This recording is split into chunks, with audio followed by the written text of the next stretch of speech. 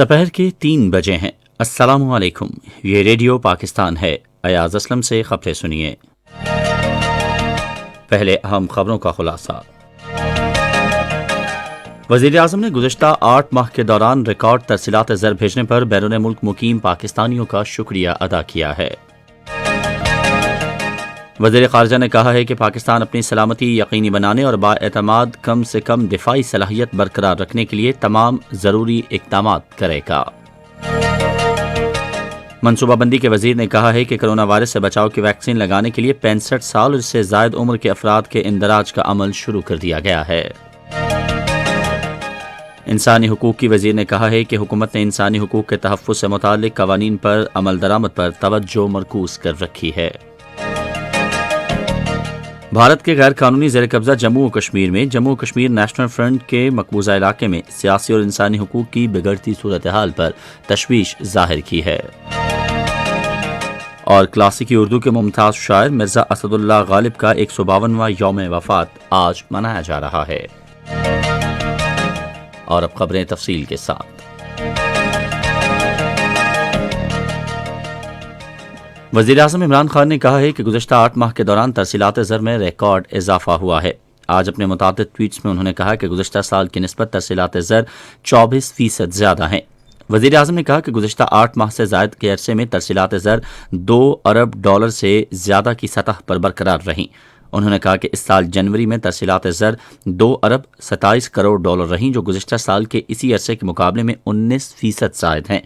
وزیر اعظم نے ریکارڈ ترسیلات زر بھیجنے پر بیرون ملک مقیم پاکستانیوں کا شکریہ ادا کیا۔ ادھر وزیر اطلاعات شبلی فراز نے آج ایک ٹویٹ میں کہا ہے کہ ترسیلات زر میں اضافہ اس بات کا واضح عندیہ ہے کہ بیرون ملک مقیم پاکستانی وزیر اعظم عمران خان کی شفاف قیادت پر اعتماد کرتے ہیں۔ وزیر خارجہ شاہ محمود قریشی نے کہا ہے کہ بھارت بحیرہ ہند کو ایٹمی ہتھیاروں سے لیس کر رہا ہے اور جارحانہ عزائم کے تحت ہتھیاروں کے جدید نظام اور بحری تنصیبات کی منتقلی کا سلسلہ جاری رکھے ہوئے ہے۔ آج کراچی میں عالمی بحری کانفرنس سے خطاب کرتے ہوئے انہوں نے کہا کہ بحیرہ ہند میں باہمی تعاون کی بھرپور صلاحیت موجود ہے، لیکن بعض ملکوں کی جانب سے جغرافیائی، تصویراتی مقابلہ بازی اور فوجی غلبہ کے حصول نے اس صلاحیت کو نقصان پہنچایا ہے۔ انہوں نے کہا کہ ان پیش رفت کی روشنی میں پاکستان اپنی سلامتی اور قابل اعتماد کم سے کم دفاعی صلاحیت برقرار رکھنے کو یقینی بنانے کے لیے تمام ضروری اقدامات کرے گا۔ وزیر خارجہ نے کہا کہ موجودہ حکومت نے بحری شعبے کی ترقی پر ترجیحی بنیادوں پر توجہ دی ہے۔ ترقی و منصوبہ بندی کے وزیر اسد عمر نے کہا ہے کہ 65 سال اور اس سے زائد عمر کے شہریوں کو کرونا وائرس کی ویکسین لگانے کے لیے رجسٹریشن کا عمل شروع کر دیا گیا ہے۔ آج ایک ٹویٹ میں انہوں نے کہا کہ 1166 پر شناختی کارڈ نمبر بھیج کر رجسٹریشن کروائی جا سکتی ہے۔ اسد عمر کا کہنا تھا کہ اس عمر کے افراد کو ویکسین لگانے کا عمل آئندہ ماہ شروع کیا جائے گا۔ ملک میں گزشتہ 24 گھنٹوں کے دوران کرونا وائرس سے مزید 26 افراد جاں بحق اور 1048 افراد میں وائرس کی تشخیص ہوئی ہے۔ تازہ ترین اعداد و شمار کے مطابق ملک میں اس وقت 25,747 مریض مختلف ہسپتالوں میں زیر علاج ہیں۔ انسانی حقوق کی وزیر شیری مزاری نے کہا ہے کہ حکومت انسانی حقوق کے تحفظ سے متعلق قوانین پر عمل درآمد کرانے پر توجہ دے رہی ہے۔ آج اسلام آباد میں ایک تقریب سے خطاب میں انہوں نے کہا کہ قانون سازی کے ذریعے بچوں پر گھریلو تشدد کے واقعات کو روکا گیا ہے۔ انہوں نے کہا کہ صوبائی حکومتوں سے بھی کہا گیا ہے کہ وہ اس قانون پر عمل درآمد کرائیں۔ وفاقی وزیر نے کہا کہ خواجہ سراؤں کے حقوق کے حوالے سے ہمارے پاس انتہائی ترقی پسند قانون ہے۔ انہوں نے کہا کہ اس پر عمل درآمد کے لیے پیش رفت ہوئی ہے۔ بچوں کے لیے انصاف کے نظام کے قانون کے تحت وفاقی دارالحکومت خیبر پختونخوا اور پنجاب میں عدالتیں بھی قائم کی گئی ہیں۔ شیری مزاری نے کہا کہ بچوں سے زیادتی اور خواتین کے وراثت میں حقوق سے متعلق عوام میں آگاہی کے لیے مہم شروع کر دی گئی ہے۔ موسمیاتی تبدیلی کے وزیر مملکت زرتاج گل نے کہا ہے کہ پاکستان موسمیاتی تبدیلی سے متاثرہ ملکوں میں شامل ہے، تاہم موسمیاتی تبدیلیوں پر قابو پانے کے لیے ایک ترقی پذیر ملک ہونے کے باوجود اہم کردار ادا کر رہا ہے۔ آج کراچی میں 9ویں عالمی بحری کانفرنس 2021 سے خطاب میں انہوں نے کہا کہ دوسرے ملکوں کی نسبت پاکستان میں مینگروز اگانے میں اضافہ ہو رہا ہے اور حکومت نے 1 ارب مینگروز اگانے کا ہدف مقرر کیا ہے۔ انہوں نے کہا کہ موجودہ حکومت نے بلین ٹریز سونامی کے نام سے ملک کی سب سے بڑی شجرکاری مہم شروع کی ہے، جو ملک کے اس عزم کا مظہر ہے کہ ہم موسمیاتی تبدیلیوں کے خلاف سنجیدہ اقدامات کر رہے ہیں۔ زرتاج گل نے کہا کہ حکومت ماحولیاتی سیاحت سمیت سیاحت کے فروغ کے لیے اقدامات کر رہی ہے۔ یہ خبریں آپ ریڈیو پاکستان سے سن رہے ہیں۔ اقتصادی امور کے وزیر خسرو بختیار نے کہا ہے کہ حکومت معاشی استحکام کے لیے پن بجلی کے منصوبوں، شاہراہوں کی تعمیر اور سماجی شعبے کی ترقی پر توجہ دے رہی ہے۔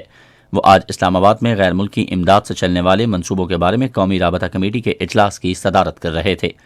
وفاقی وزیر نے کہا کہ غیر ملکی امداد سے چلنے والے منصوبوں کے حوالے سے خیبر پختونخوا حکومت کی مجموعی کارکردگی تسلی بخش ہے۔ اجلاس میں خیبر پختونخوا حکومت کے تحت 3 ارب 10 کروڑ ڈالر کے جاری 30 منصوبوں پر پیش رفت کا جائزہ بھی لیا گیا۔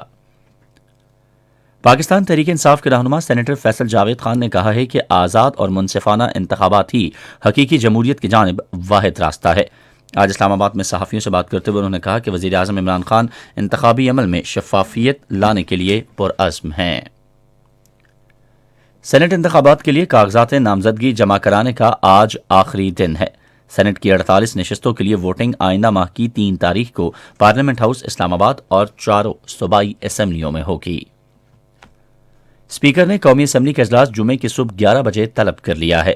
اجلاس حزب اختلاف کی درخواست پر بلایا گیا ہے۔ بھارت کے غیر قانونی زیر قبضہ جموں کشمیر میں جموں کشمیر نیشنل فرنٹ نے مقبوضہ وادی میں سیاسی اور انسانی حقوق کی بگڑتی ہوئی صورتحال پر تشویش ظاہر کی ہے۔ سری نگر سے جاری کیے گئے ایک بیان میں جموں کشمیر نیشنل فرنٹ کے ترجمان شفیق الرحمان نے کہا کہ نریندر مودی کی سربراہی میں بھارتیہ جنتا پارٹی کی حکومت نے کشمیریوں کی سیاسی، مذہبی اور ثقافتی شناخت کو مٹانے کے لیے غیر اعلانیہ کثیر الجہتی جنگ چھیڑ رکھی ہے۔ افغانستان کے صوبے ننگرہار میں سیکیورٹی فورسز کی جانب سے شروع کی گئی ایک کارروائی کے دوران ایک خودکش حملہ آور سمیت داعش کے 7 عسکریت پسندوں کو ہلاک کر دیا گیا ہے۔ کارروائی کے دوران بھاری مقدار میں اسلحہ اور بارود بھی برآمد کیا گیا۔ بچوں کے کینسر کے بارے میں آگاہی کا عالمی دن آج منایا جا رہا ہے، جس کا مقصد کینسر کے مریض بچوں، جوانوں اور ان کے خاندانوں سے تعاون کا اظہار کرنا ہے۔ اس سال کے دن کا موضوع ہے بہتر سلامتی۔ کلاسیکی اردو کے ممتاز شاعر مرزا اسد اللہ خان غالب کی آج 152ویں برسی منائی جا رہی ہے۔ اسد اللہ غالب 27 دسمبر 1796 کو اکبر آباد شہر میں پیدا ہوئے۔ مرزا غالب کا شمار جنوبی ایشیا میں انتہائی مقبول اور اردو زبان کے بااثر شاعروں میں ہوتا تھا۔ ان کا انتقال 1869 میں 71 برس کی عمر میں آج ہی کے دن نئی دہلی میں ہوا۔ ریڈیو پاکستان آج تیسرے پہر 4:05 پر اپنے قومی پروگرام میں اردو کے ممتاز شاعر مرزا اسد اللہ غالب کی برسی کے سلسلے میں ایک خصوصی فیچر پروگرام نشر کرے گا۔ اور محکمہ موسمیات کی پیشگوئی کے مطابق آئندہ 12 گھنٹوں کے دوران پنجاب کے بعض میدانی علاقوں میں دھند چھائی رہے گی، جبکہ ملک کے دوسرے حصوں میں موسم سرد اور خشک رہنے کا امکان ہے۔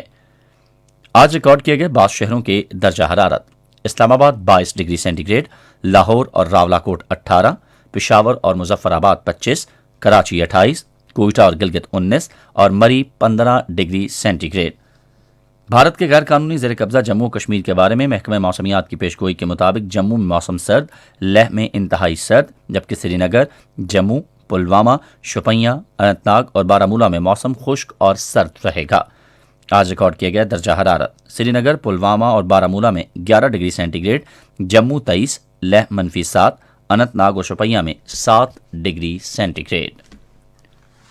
اور اب آخر میں اہم خبروں کا خلاصہ ایک بار پھر سن لیجیے۔ وزیر اعظم نے گزشتہ 8 ماہ کے دوران ریکارڈ ترسیلات زر بھیجنے پر بیرون ملک مقیم پاکستانیوں کا شکریہ ادا کیا ہے۔ وزیر خارجہ نے کہا ہے کہ پاکستان اپنی سلامتی یقینی بنانے اور بااعتماد کم سے کم دفاعی صلاحیت برقرار رکھنے کے لیے تمام ضروری اقدامات کرے گا۔ منصوبہ بندی کے وزیر نے کہا ہے کہ کرونا وائرس سے بچاؤ کی ویکسین لگانے کے لیے 65 سال اور اس سے زائد عمر کے افراد کے اندراج کا عمل شروع کر دیا گیا ہے۔